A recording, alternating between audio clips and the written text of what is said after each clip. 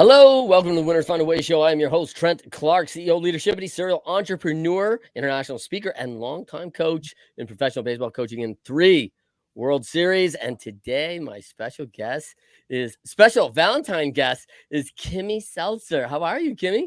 Good. How are you? I'm so excited to do this with you, Trent. Oh, me too. great. I have been waiting for this for a while. We've been trying to set this up, and we could not have come up with a better time than doing this over Valentine's Day week. Big time for us, man. Like, we got to get this right. And so this is a little bit different from our show, but I just love that you've always been a good friend. You got a great podcast, and hey, winners find a way, and you're one of those winners. So it's just so awesome to have you here. So thanks for being here. Yeah, and thanks for having me. And of course, I love talking about love. So yes, it is a good theme to talk about. Yeah, Too. right. So Yeah. let's for everyone out there, Winners Find a Way is our show. If you have ever faced stiff adversity, felt like the losses are mounting and you need to find a better place and a better way, well, I think you came to the right place. Whether you are already an entrepreneur, athlete, business leader, or just looking to start your journey to being elite, this is the spot right here. And Kimmy Seltzer, let's talk, Kimmy, about your background real quick. Before I do that, where can they find you? Oh, yes. Well, it's super easy. You can just go to KimmySeltzer.com, Kimmy, Seltzer like the water. It's not my family. I wish it was. Yeah, right. It's an easy way to remember it, KimmySeltzer.com. And all my social handles are that too. And Charisma Quotient is my podcast. Awesome. Now, I want everyone to know, like, I have like the Hitchette of dating right now. Like, I love the movie Hitch. Like, Will Smith, I think it's awesome. And and I'm in trouble every time I find this thing on TBS. Like, I just lost 2 hours of my life, right? Because I got to watch it again. And so, it's pretty cool to have Hitchette, like our female version of the dating champion here. It's pretty cool. I love that you saw that too, because before I even told you that other people call me Hitch, you picked that up. And then I said, yeah, people call me Hitchette. I'm kind of like Hitch meets What Not to Wear. If anyone knows that reference, it was a makeover show because I really do this kind of outside in approach in helping people. Right. So here I am. All right. So let's go. Who are Kimmy Seltzer? Hey, you're a Northbrook girl, which I love, Chicagoan. And then, of course, went to IU. You're a Hoosier. And then, of course, you have your master's in the University of Chicago. So came back home to do that. A confidence therapist, an authentic dating strategist, and an image expert, which I love. Your charisma quotient is not just a formula, but it's also your show. We're going to get into it and talk a little bit about that formula. And then all sorts of things on confidence, right? That confidence therapy. We're going to come back to that. And of course, you've got a special event today, actually, on the Flirt Like a Pro event, which I want to promote right now. Let's get you, if anyone, hey, want to know more, Kimmy's going to be on her cast Zooming on Flirt Like a Pro. You can jump in. I'm giving you a link right here to get in. It's pretty awesome. Tell us a little bit about that.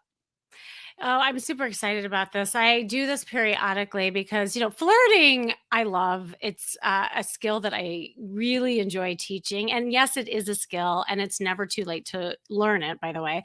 So this workshop is co-ed, it's live, and it's interactive. So it's not just me teaching you about my secret ingredients to flirting, but it's also practicing it with the opposite sex. So it's super fun. We talk about everything from body language to what you should wear and those conversation tricks that land states. I love it. I saw your little bit on Fox, which was so cool, when you were in there, and your little secret of the 3-second return the look, Oh, you right? saw that, And I huh? thought, oh my gosh, that's so lands, right? That just lands. Hey, I'd like to know, hey, is she interested? Now, I've been married 26 years, so I'm out of the game here. But I just, I think I just recall that, right? Like, hey, is this person interested? I'm looking over her. I see her over there. Does she see me? And that second look was like, hey, I have got at least an opening for an introduction now. Yeah, and this is a thing. First of all, I believe that flirting is not just for singles. I think that everyone should flirt and have fun with everyone because really what we're talking about here is an energy. But when you are single, to your point, we have to learn how to give signals to one another. Because, both, and this is how I truly believe this, both sexes have responsibility and approachability. It's not just the man's, responsibility to go up to a woman. A woman has to turn her cab light on and say, "Hi, I'm open for business. I'm approachable." And so that's why I love talking about it in ways of more like a playful energy. And that's what we get into at the workshop. I think it's served me very well, like, to have that charisma as a flirtatious guy. People always say, "Oh, you're kind of flirty." Like, I like to make people feel good, and when I'm in a restaurant, and by the way, it's always served me. I have to go in, I travel all the time. I wanna treat people, they're doing their job at a hotel, and I think sometimes that comes off as like, "Oh, hey, you're kinda flirting with that person at the desk." Like, I'm just trying to check in, make it a nice day for them. I don't need to come in like, the weather's terrible and you didn't give me the room I wanted and blah blah. Like, you know what? Like, how can we have a little fun and make people's life a little bit better? Well, it's really true. And a lot of research has been done on that because, for you listening, maybe you're single or maybe you are in a relationship. It's all the same that one of the top attributes that people look for when it comes to even hiring somebody or attracting a partner is playfulness. And that's really important. It's the likability factor. So it's not even so much of what that's important is how you're coming across. It is that playful factor. So, yes, flirting and charisma and playfulness is like a big passion of mine, and it's rooted and embedded in what I do with people. So, I love that you see that. That's awesome. And I think it is a skill for sure because you and I both know people that are awful at it, right? And it's like, "Hey, hey, these signals are all coming your way." And they're like, what? I don't see it. I'm just gonna hold my drink and not talk to people." Like, hey man, like, you want to go out and meet somebody, man. I don't know. You got to get off that bar stool at some point, right? Ugh. And it's pretty crazy. But let me ask you a question on this. Mhm. Um, did you know, like, hey, was there this impact point as a kid who said, "You know what? I wanna be the Hitchette of dating. I wanna be the expert of relationships." Did you know this as a kid? Like, was there a pivotal moment that set you on this journey? Oh yeah, at 3, I totally knew that I was gonna teach flirting. Now, this has been a journey, Trent, and I always like to share my story because as much as my bio, I chuckle actually when I listen to my bio being played back at me because while all those things have been amazing and important to my professional career, the real reason why I am passionate about doing what I do is kind of my own transformation, my own story, and it really evolved, right? Like, I mean, I think we might start out wanting something, and as life happens, things shift, things change. And you and I even talked about this, just on a personal note, that as we get older, change in our own experiences. And then sometimes it's our own adversity that are gifts in disguise that thrusts us into what we do, right? We're our own best teachers every single time. And that was certainly the case with me. I don't know if you want me to get into my story, but it would be a good segue for me to share because it made a difference in like how I got here. Yeah, let's talk about it because I think what we're talking about here is that it changes, right? Like what we Yeah. thought was a relationship and how we should manage ourselves at 20 looks very different at 30, looks very different at 40, and looks very well for me, it looks very different at 50, right? Like and so it's and the visual of that is very different too. And so we have to take all those factors into an account, right? But I think for sure. Let's get into your story and talk about that. Yeah. So, as you indicated, I was a good girl from Chicago and I lived a very traditional life. I mean, I practiced as a therapist for many, many years. I had kind of that 9 to 5 job helping people and my degree to show for it, right? And I had the house, the picket fence, the dog, the kids. I still have the kids, by the way, but you see where the story's going. So we we pick up and we had this opportunity to move as a family across the country to here, what I refer to as La La Land, Los Angeles. So we get here and we end up doing what all the other people here in LA do. We get a divorce. I'm joking. I like to blame LA, but the truth of the matter is, I probably would have been here anyway. But on a serious note, that's where the record stopped. Like the traditional life that I once knew completely shattered, like in Mm, an instant. yeah. And I didn't know what I was going to do with my new life. And here's the kicker. I was a therapist. I mean, how awful, right? Like I was thinking I should know better, So I did Mm, counseling myself, and up until that point, I believed that you had to work from the inside out. And I had a great support system. My friends, my family rallied and helped me with the kids and all that. Yet I still couldn't get out of my own way. I was stuck. And if you had seen me back then, I first of all would not be wearing this color pink if you're watching this right now. I was this frumpy mom that had worn ginormous black clothes. I was still wearing the nursing bras and I wasn't nursing any longer. That should show you how stuck I was. Oh, and the Birkenstocks. Let's not forget the Birkenstocks. So I'm going down this really dark path, right? And my clothes really reflected how I felt. And I didn't know. I really didn't know how I was going to get out of my own way. And one day, and I think your listeners can relate to this because this pertains to the confidence and leadership. Up until that point, Trent, I really thought I was a confident person. I thought that nothing can break me. But when adversity happens, when life throws you a curveball, literally, that can shatter somebody's confidence. And all of a sudden, I'm looking in the mirror and I'm seeing this frumpy, sad, insecure girl. And I called mm, myself a girl. Like it was almost like I recoiled into that feeling of being a little girl. And so when people rise to a different occasion, usually they get to the point, and I know you know this, where they're fed up. That's something they're faced with. They look in the mirror and they say, enough is enough. And I just remember having that aha moment where I looked in the mirror. I said, I can't do this anymore. I got to move. I got to do something. Enough of an analysis paralysis and sorrow. So what does a girl do when nothing, works in her wardrobe and she looks not so attractive? I go shopping, shopping therapy. It sounds really airy fairy, but this moment that I'm about to share with you had changed my entire life and how I help people today. So I go shopping and I think I'm up leveling myself. Okay. So what am I doing?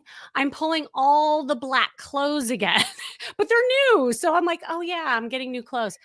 I wasn't really getting new clothes, right? This personal shopper, she was watching me, and I now call her my angel. She came up to me and she says, "Ma'am, I've been watching you, and I really think you should try this on." And she holds up a red dress that looked like 3 sizes too small. I said, "Oh, well, that's really sweet of you, but that's not my size and that's so not my color." She says, "Honey, that is your color, that is your size. Try it on." It was like, boom, like it's like she hit me over the head with that red dress. And when there's people who give you messages at points in your life that you're really able to hear, it was like she had a megaphone in my ear. And it was so clear. I said, I got to try that dress on. She's right.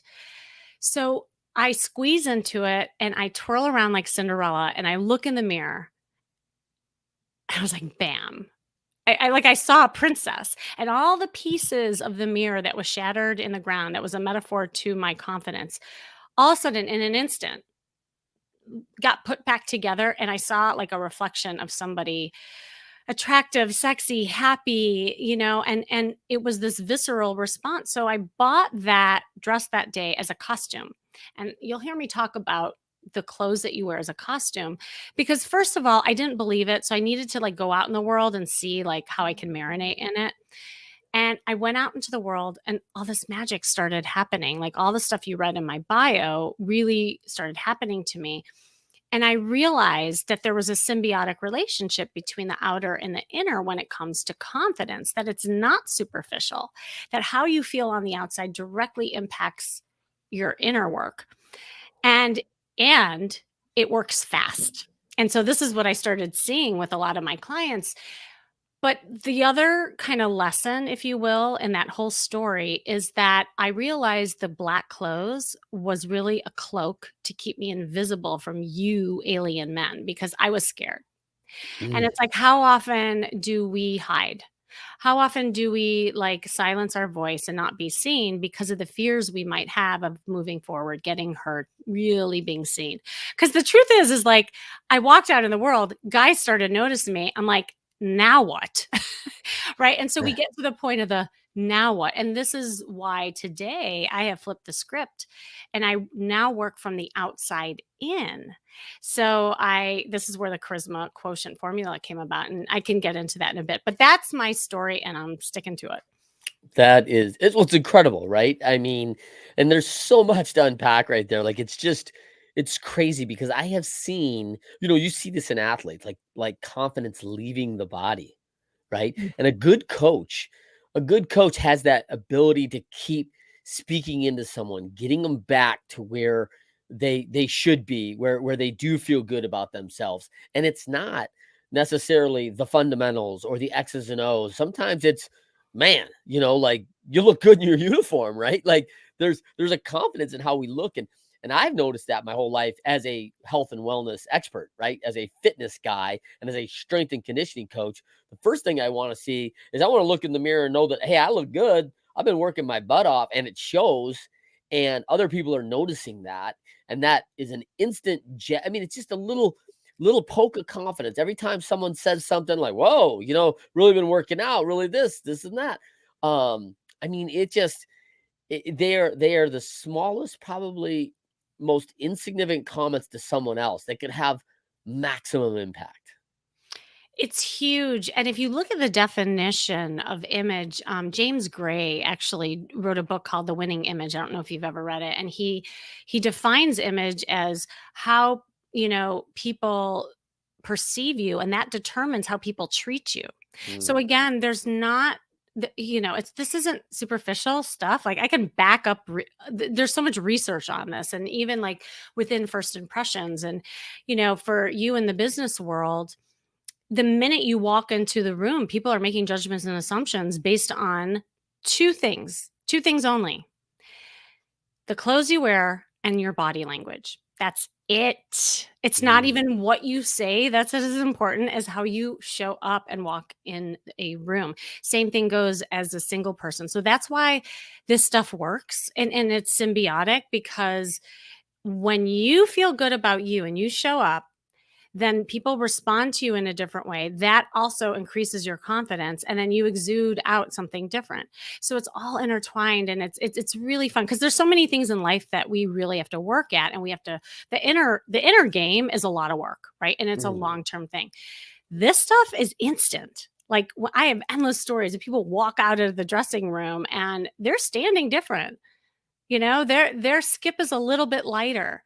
They start like dating up a storm with just one little shift, because it's Mhm. those little things that add up to the bigger win. I love that. Two things that come to mind. I had an instructor when I was in high school. He's a great guy, former athlete, and everyone would say, "Hey, Buzz, how you doing?" He just passed, not too long ago, and Oh. unfortunately, I always remember this about him. Everybody, "Hey, how you doing? Looking good, feeling great." That's what he would say. "I'm Ah! looking good, I'm feeling great." And, like, it's funny. "Hey, man, I didn't say you look good." Like, that was his response, "Looking good, feeling great." And you could feel the energy and the pep, and you almost had to feel better when you were around him. Like, man, I want some of that. Like, that energy, that uptake. Like, can I get a little bit of that? Because, hey, could you just rub off on me a little bit? Because I need that. I want to look good, feel great, right?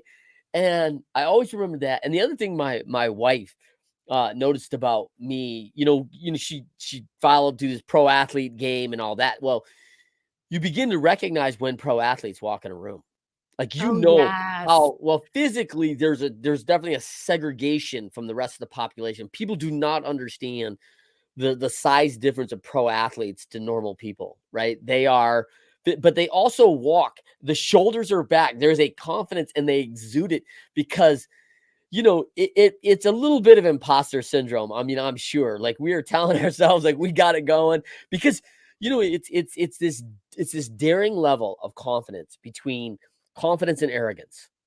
And Mhm. it's so close and you butt up against it all the time. And it's like, man, you can cross that line so easily and arrogance will destroy you. But when you're sitting there at bat and someone's throwing, 95 miles an hour, you have to look out. It's a David and Goliath story in baseball, right? It's 9 versus 1. And if you're successful 30% of the time, you make $10 million, right? So like you look out, and if you go, oh, I'm looking out and Kimmy's just better than me. Guess what? You're right. You're Whether you right. think you can or you think you can't, you're right. Right. We're back to Henry Ford.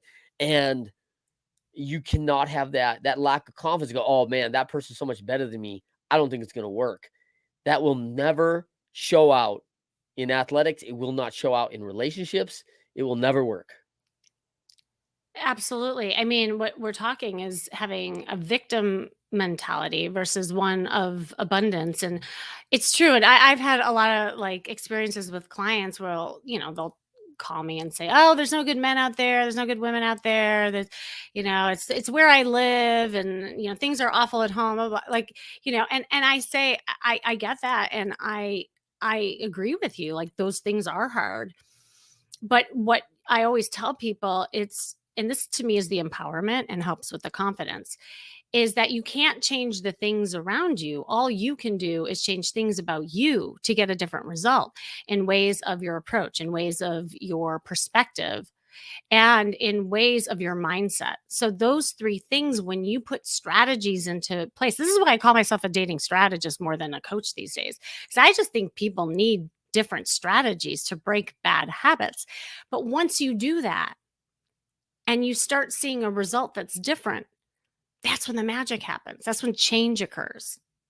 Yeah, I think that was it's such an impactful point in the movie Hitch, right? Where he's like, Yeah. "Hey, I think people should have a plan. I think they should have an idea of what they're doing, because you just don't walk up and go, "Hey, I like you." "Oh yeah? Beat it. I want to drink from you," or anything else. Like, we having a plan, I think, is really important in anything.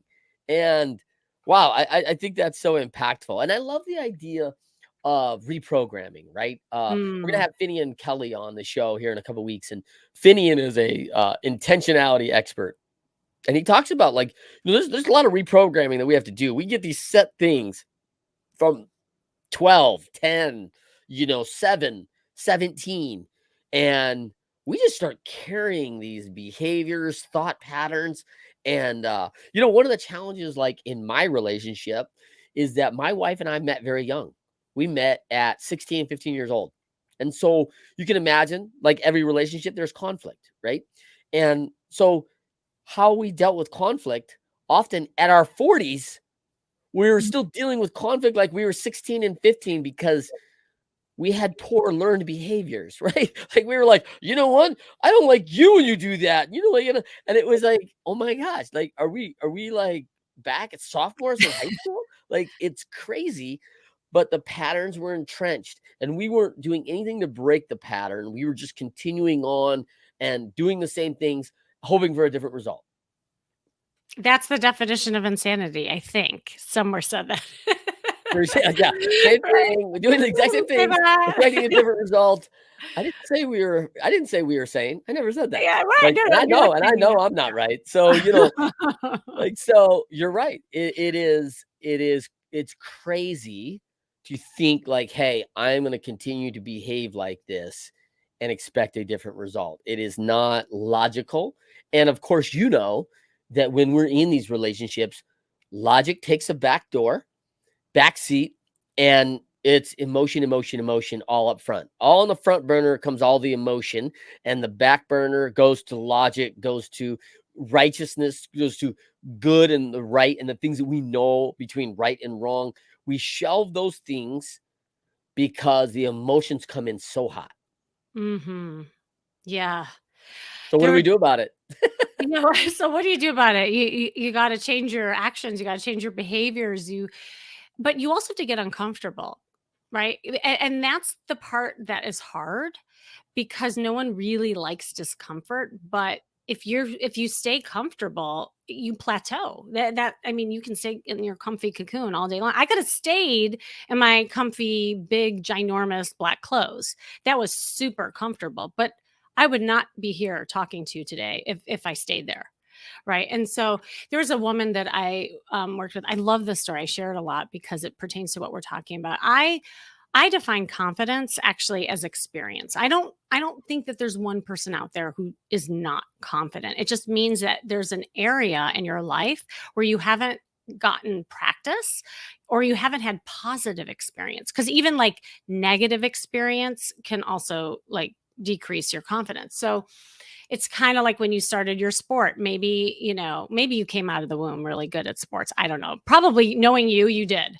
But most people had to practice, and rehearse and do things every day until, one day you can do it with your eyes closed. Well, this one woman, she called me up, very low confidence, and she was just so like in that victim mentality that we were talking about. She's like, there's no good men out there. I've scoured the earth, the city that I live in, and I take the same route every day to work. I've been online. I don't see anybody. I said, I believe you. I believe that you're not seeing anybody that's right for you. She's like, well, how can you help me then? Well, first of all, we have to just change your perspective. Okay. It's kind of like we're talking about movies now. The Matrix, I use this metaphor all the time. It's like putting on a pair of goggles or glasses and you're in the same world, but suddenly you're seeing something different. So this is what I had her do. I said, look, she hired me and I said, your first assignment, because I love giving homework. I said, I want you to take the same route to work. And I want you to just look around and notice who's noticing you. Just take the blinders off. I know you say you've seen everybody, but just really start paying attention to who's in your path. She's like, all right. Comes back a week later. First thing she says to me, Kim, do you have a voodoo doll? I said, I do not have a voodoo doll. What happened? She's like, well, I did what you said. I took the same route and I see this guy on a bench and he's checking me out. And so I looked back and I smiled. And before I knew it, we were talking. And before I knew it, he asked me out. And Kimmy, I already went on a date with him. I really like him. That guy ended up being her boyfriend long term. Now, was it just the woo-woo stuff of looking around? No, it was her perspective and intentionality and doing something different for herself. And because of that, she opened herself up to new possibilities. And from there, she gained the confidence. And obviously, we worked at it so that she could keep the relationship. But that's another story. Yeah, I think it's so important of what we say into the world. Like words matter, right? Oh, yeah. And when we talk about this confidence, leadership, we talk about, and you say experience, right? We say confidence is about prep and reps, preparation and repetition, right? And we always use the example of driving. If you're going to go out there, like, hey, when you're 15 years old, you're scared to death. Like, you haven't done it. You've watched people do it. You're like, oh my gosh, I don't have the classes yet. You start going to driver's education, driver's training. Then you're going to ride in with your parents. They're freaking out in the passenger seat, right? Don't ride the car. Like all these things. Tensions are high. And you and I, at our age, we won't even think twice about getting in our car and going to the grocery store, right? And we're monitoring like all these things, right? Dashboard lights, speed, fuel gauge, pressure, temperature, signs galore, street lights, pedestrians walking through. I mean, we were monitoring stuff all while smoking a cigarette, eating a sandwich, right? Like, it's crazy how much we're doing all at once because we have so much confidence in our ability to drive that vehicle. It's crazy. Now, think about the things we do really well, right? We love it. So we love the preparation. We get prepared for what's about to happen. And then we do it again and again and again, giving us that experience. And people often talk to me about, what a great gut instinct she has. And I'm like, I don't believe in gut instinct. I believe in the fact that she's had so many experiences and they're fabulous experiences and good and bad. She has an innate ability to break everyone down and sponge every instance out of it to maximize learning. And I have a client like that, and she's awesome. And just every experience happens, and she's got 3 takeaways: good, bad, the ugly. She's walking away with a learning.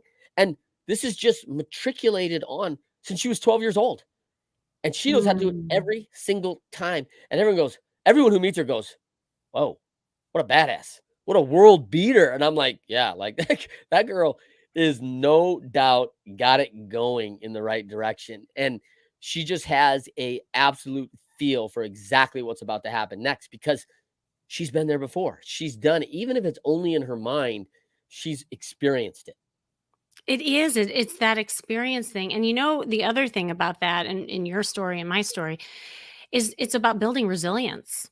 Because when you have more experience, you're able to get up from, down below when you've been in the boxing rink and it hurts at first. But when you've experienced it a lot, it doesn't feel like rejection. It doesn't feel like failure. It starts feeling like, oh, wow, well, that's another experience. What can I learn from that?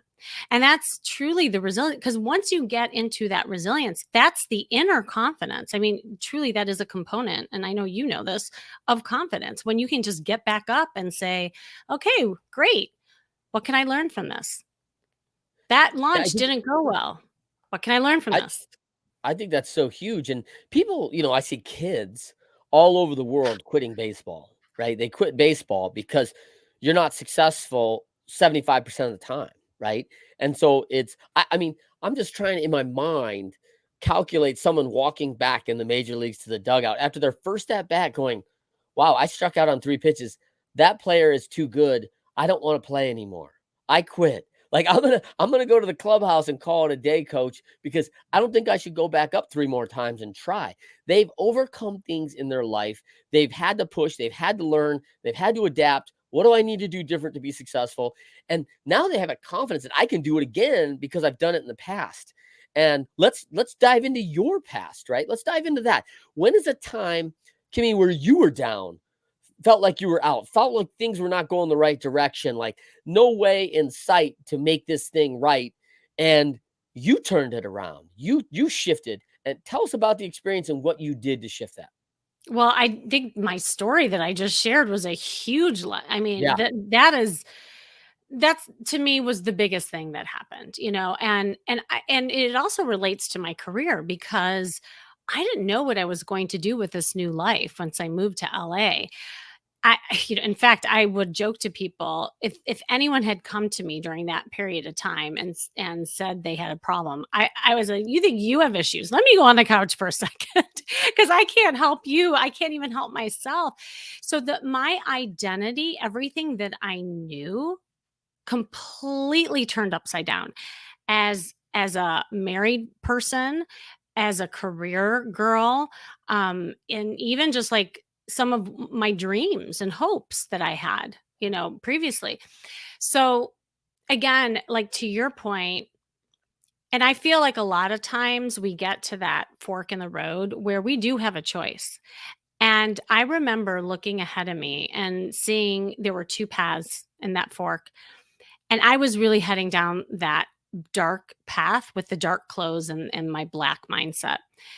But that pivotal moment was looking in the mirror when I turned around and I went back and then I started taking the lighter path because I started gaining evidence against my beliefs.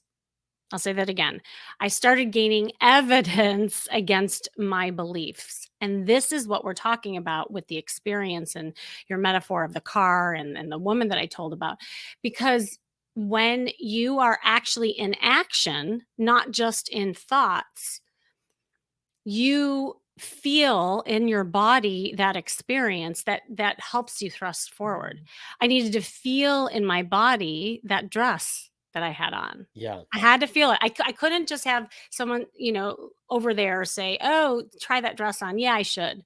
How many times do we say, "Yeah, I should"? Yeah. So It's many not times, right? right. Yeah, it's not until I say, "I am, I'm doing, I'm I in will. action." Yeah, I, that's what we ask our clients. I will. You I can start will. any sentence with me that I will and follow through on that with your teams, with your people. That is powerful language that I will do this. I will go out and buy myself some new clothes. I will try on this red dress. I will now go out in this red dress and find out if the evidence actually supports the fact that I look pretty freaking good, right? And I'm going to get some attention. And so let's talk about like you're down, right? You Right. take some action to to to go shop, to get some good advice, which, nice little angel sitting there, right? To go evidence it into the world, right? To wear it out. I mean, that's a whole nother step, right? Like there's a lot of people who try on stuff and go, someday I'm gonna wear the red dress. Like, wait a minute, what's someday? Like today is someday. What are we waiting for? Yeah, and sometimes, and this is like the coach, right? Sometimes we need a coach, a mentor, an angel who actually forces you to try on something different, Yeah. literally and metaphorically. And I remember there was a client I was working with, and she was petrified to wear color, and she because really it was that fear of being seen, and she had really low self-esteem and confidence. And I went shopping with her and I got a bunch of like really bright colors. I mean, it was so scary for her. And then I took it one step further. This is where Hachette comes in. We went out for happy hour after. I said, I want you to put on the dress. I want you to walk in and I want you to own the room. Yeah. She's like, oh my gosh, Kimmy, that's so scary. I said, that's exactly why you got to do it. And so she walked in and she felt the eyes on her. And just as she was about to like, oh my God, I want to go home and like run away, I held her hand. I said, you got this. And then after that, it was like after she jumped that hurdle, I created a monster. We had like guys talking to us, she got asked out. And from that moment on, she gained the evidence and the resilience to do more. And she has a boyfriend today, long term. Yeah, I love it. I love it. Yeah, listen, wear the canary yellow. Like be bold, right? Like get out there and actually step out of your comfort zone. I think that's so huge and such a huge part because I love this evidence against my beliefs. I think that's so powerful. Um, let's talk a little bit about a couple other things. We talk about the charisma quotient. Let's talk a little bit about that because um people often say, "Hey, we're attracted to charismatic people." I mean, Mhm. we've seen charismatic leaders do a lot of things, not for maybe the good, but because hey, people follow because they're like, "Woo, that's awesome! I'm attracted. Let's all drink the Kool-Aid." Woo! Hey, Reverend Jones, this is great. I mean, we are attracted to the charismatic, the people who show up and show out, and sometimes it may be imposter syndrome. Sometimes it Mm. may be the false, but we've got to get out there and test it, right? Yeah. Well, you know what I love about charisma, and this is why it ended up being kind of my signature formula and the name of my podcast, is because when I did the research on it, it shows that charisma is learned. So what excites me about that means that I Mm, can teach it. yeah. And I've taught it. I've taught it from age 16 all the way up to 85. I actually took an 85-year-old woman out for a wing girl session. It's never too late, people. Yeah. So, yeah, like and what is so interesting about the charisma, and it's really this magnetic energy that just draws people to you. It's part of that flirtation we were talking about. When you have charisma, you exude an energy that people respond to, and guess what happens to your confidence? Goes up. Boosted. Yeah, so it goes hand in hand. And so I have broken it down into 3 pillars. And these are kind of the 3 things that I teach. And also, when I am doing an assessment, working with someone, I'm always looking at these 3 pillars and saying, look, eh, to me, I'm almost more like a detective. I see all the pieces of the puzzle, but there are certain pieces that are missing in each of these pillars. And what can we do to gain experience to fill those gaps so that we do see the bigger picture, that everyone sees the bigger picture. So the first one is style intelligence. I alluded to that. I made up that word, by the way, because it goes with the other ones. Because when your style intelligence is your first impressions, your wardrobe, your body language, it's the way you market yourself. The second pillar is your emotional intelligence. And this is so important when it comes to business, when it comes to dating. I love going on shows like yours because people are like, but you're a dating lady. Like, what are you gonna talk about? I said, well, actually, the things that I teach in dating is the same in business. So I do a lot of work with people in business. And what I find is that a lot of people have hard time expressing themselves, being in their feeling and their emotion. Um, offering vulnerability and authenticity, how we set boundaries, like all of those things really matter in how we develop relationships. And the third pillar is your social intelligence, and that's managing interpersonal relationships. It is how we interact with the world. And yes, that includes flirting. So I love, talking about those three pillars as ways of helping people achieve charisma. Yeah, that is so good for me. I mean, first of all, 2 big itties, right? Authenticity and vulnerability, huge part of our work, and, as leaders, so critical. I love these 3 things, for a lot of reasons. Style intelligence, probably I was introduced as a young age to a personal shopper at Nordstrom's. And that was probably one of the best things I ever did. Like, hey, I was in pro baseball. I'm like, man, I just starting to make a little money and I don't know how to shop. And like, here's someone saying, hey, a nice, attractive woman saying, you'd look good in this. And I'm like, already I'm wearing it. I know. Like, I don't know. She could have put like, a barrel on me. I would have been like, fine, suspenders. And I'd been like, hey, if you think so, sure. You know, Wait, by the way, I love doing manovers. I call them manovers oh because man. men are so great because it's exactly what you said. Men just they care about efficiency and effectiveness. And as a woman, if I say, "Oh, just wear this," you're like, "Cool, I'll take 5. If you like it, I'm in." Yeah, it was such a better way to shop when I don't know. And even now, I still use it sometimes. Like I'm just like, hey, I gotta go buy some stuff. And if I haven't updated the wardrobe in 5 years, things have changed. So now actually it seems like it's a bigger thing in the market. But that social intelligence is really big too. I watched I'm under the weather a little bit, right? You can probably hear it. And so I stayed up, can't sleep, so I watched As Good as It Gets last night, Oh, and good Jack one. Nicholson plays this role so good, right? He plays the kind of guy, he's on the spectrum, he's got some issues and he's very aware, but like his social intelligence is like awful, right? He says these things like 1 minute he says the best thing ever, and then the next moment he says like the worst thing ever. And it's like, holy gap, right? Like it's just Holy bonkers, right? About how bad the social intelligence is. And one of the things I want to dive into these pillars of leaders about these 3 things is Mhm. let's talk about the gap between the business side of that charisma and the Yeah. personal side of that charisma. In our world of entrepreneur, leader, CEO, people running the show. Like we have a image that upholds at work. And actually we're dialed into that because we're spending most of our time in that image. And it's there's no 4-hour work week in entrepreneurs. Let's not kid ourselves. Like everyone goes to work 60, 70 hours. They love what they do, they're busting their tail, and they're creating huge value for lots of people, often their families. But often it's at a damage. I shouldn't say damage. It's at a compromise to the family.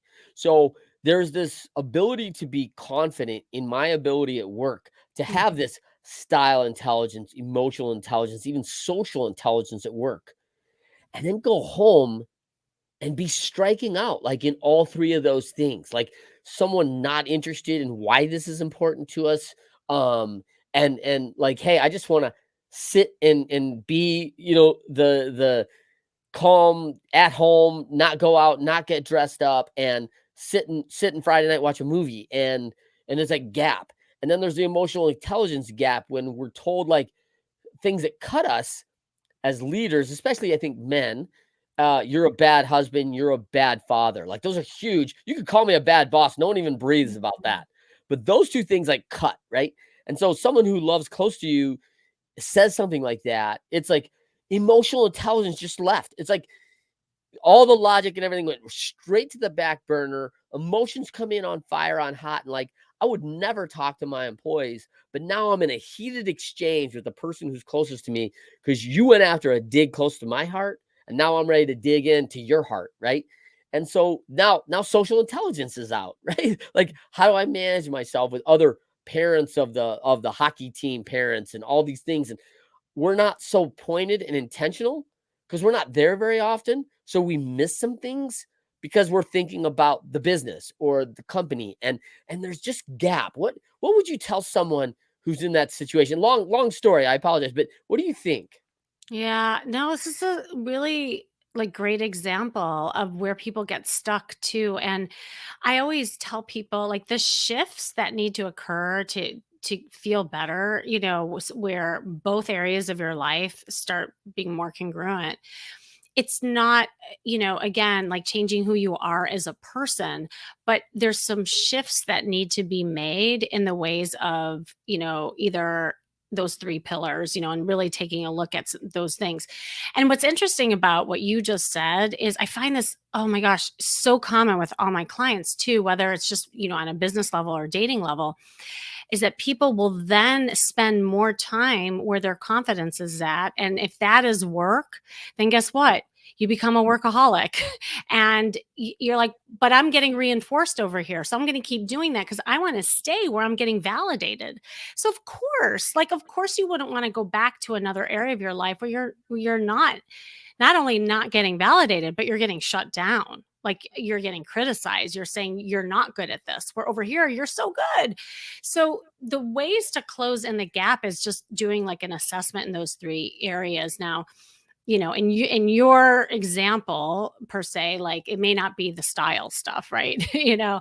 But I wonder, like in the emotional part and the social part, where maybe as the partner isn't feeling seen or heard, what are some things that you can do to fill in the gaps of the relationship that's not working? Is it going on a date and seeing each other again for the first time in a sexy, attractive way? That you're so bogged down with the fights and the habits that you got to break up that cycle and that pattern. Is it the way that you're expressing yourself, or maybe taking in the information? I mean, there's so much that we can unpack in this example, but again, it's just looking at those things where that gap lives to start doing things. And here's what I'll say too, because you might be listening to this and say, this all sounds really great, but it's really overwhelming to think about all these things I got to change. And I always say, start small. It's those little shifts that add up to the bigger wins. It's just like throwing the baseball. Like, first, you got to just learn how to throw. Yeah. You can't make the home run right away. I mean, I'm using sports and I shouldn't be. You should be doing No, but you're you fine. get my Well, point. it's exactly right though. I know, Mhm. like, here's my tip of the day. Here's my relationship tip of the day that I've actually found so effective, right? We come in as leaders, coaches, because you're leading, you're coaching, you're mentoring, you're doing all these things, and people are like, "Oh, Kimmy, you're so wise. Like, bring us your sage advice." And people are coming all day with challenges, and you get this put on my challenge resolve coat. Like, I am the problem solver coat. And then we go home and we want to be the problem solver for our significant. Like, and so what Mhm. I found is that there is no value, zero value in making comments to your significant other, like anything.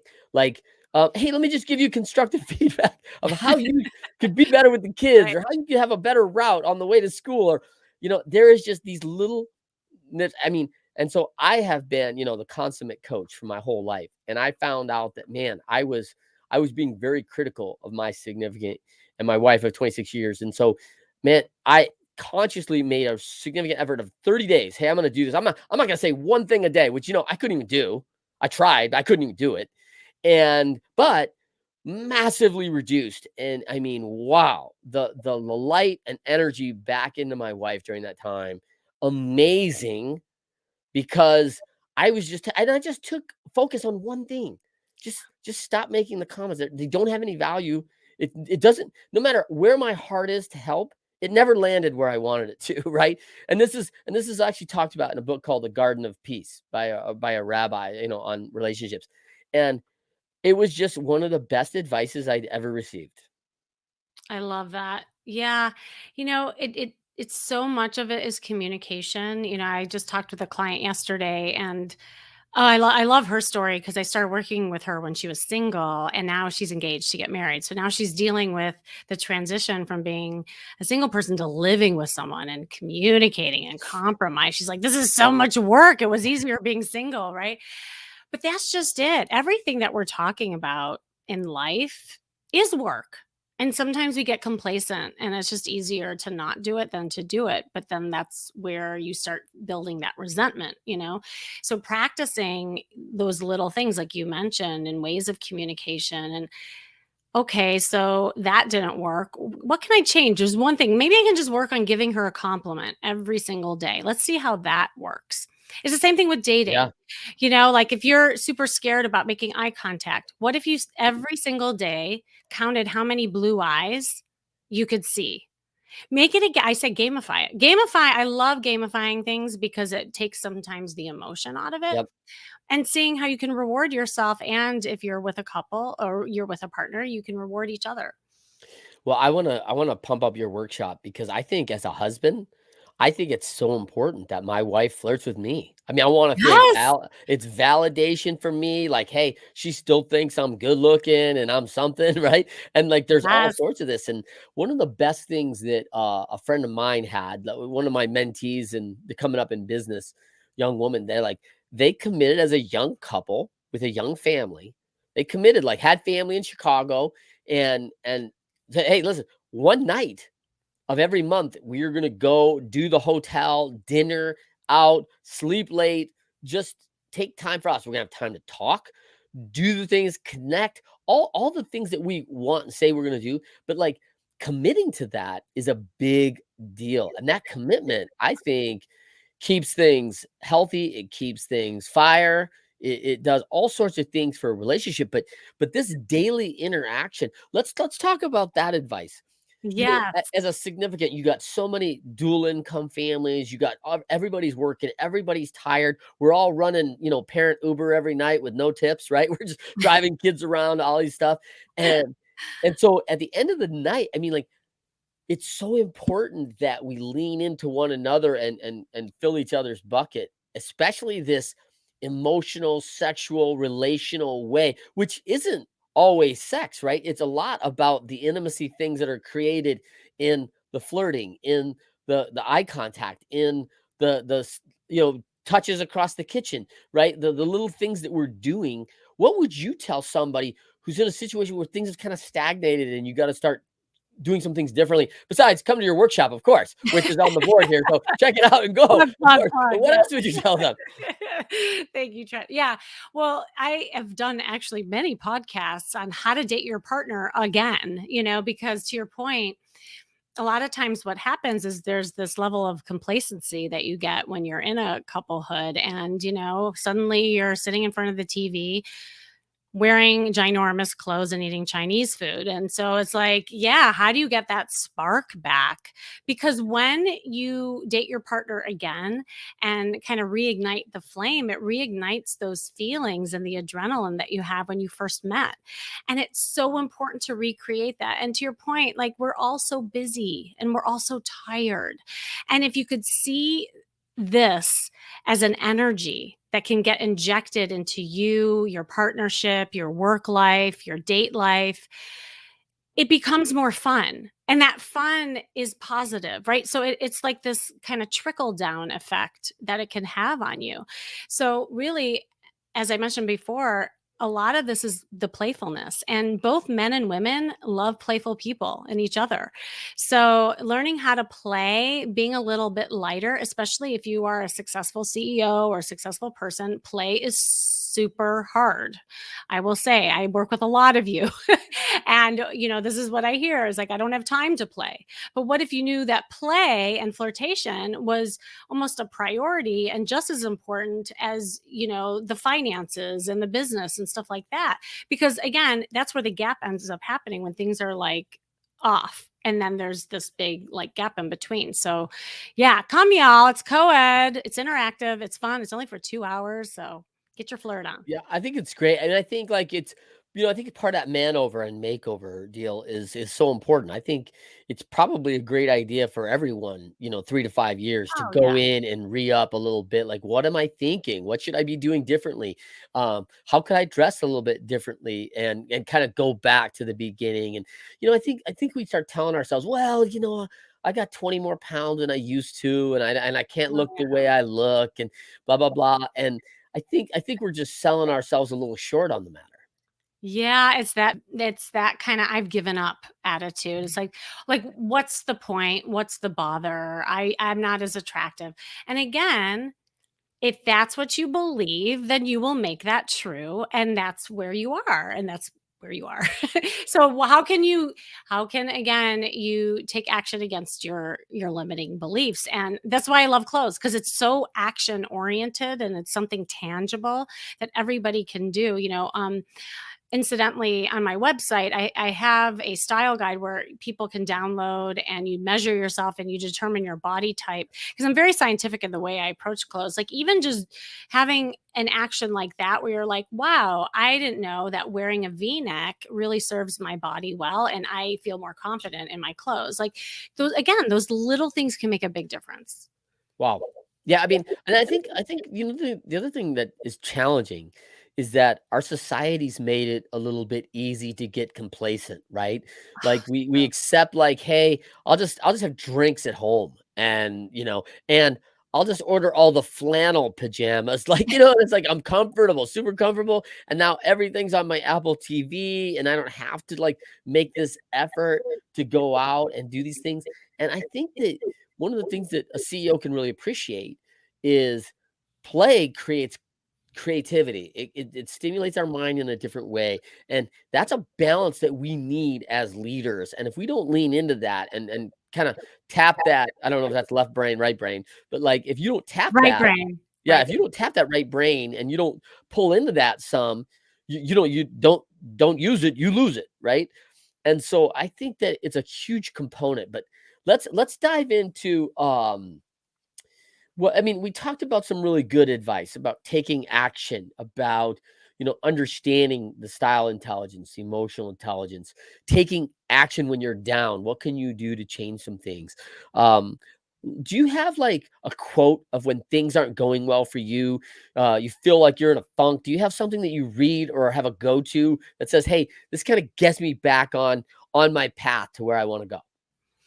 Yeah, I mean, there's a couple things that come to mind. If you're a woman, just go shopping. No, I'm kidding. That's a that's a cop out, easy I way don't out. know if it's on a man too, by the But way. I don't know if it's on a yes, man. well, Like, men listen, men secretly do wanna know this stuff, and I have a man's fashion manifesto also on my site, because I know men don't sit on a Sunday afternoon and talk about shopping, but secretly they do wanna know these things. So, yeah, that is stuff.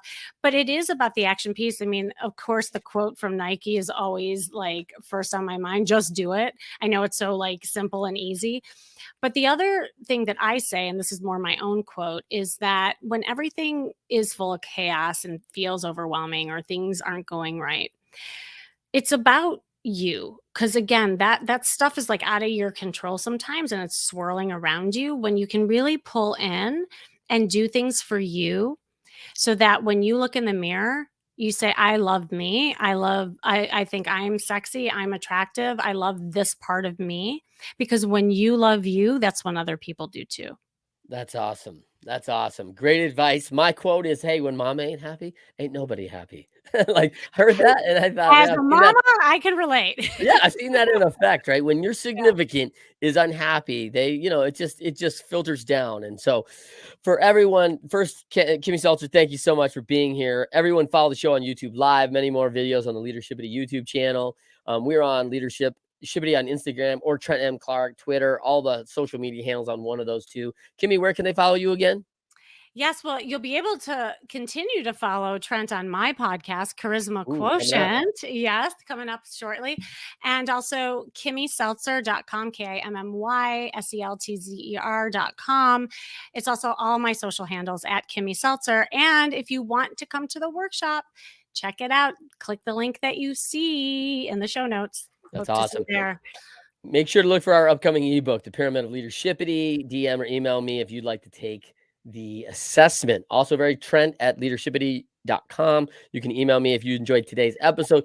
Please rate us 5 stars. Continue to watch and listen to Winners Find a Way. We love to bring you. We work hard to find value delivering stories from our 1% leaders, just like Kimmy, delivering the goods. So thankful. Kimmy, thank you for being with us. What a great show. Thank Always the best you. for Valentine's Day, Kimmy Seltzer. Wait, I'm going to make a heart for Valentine's. Nice.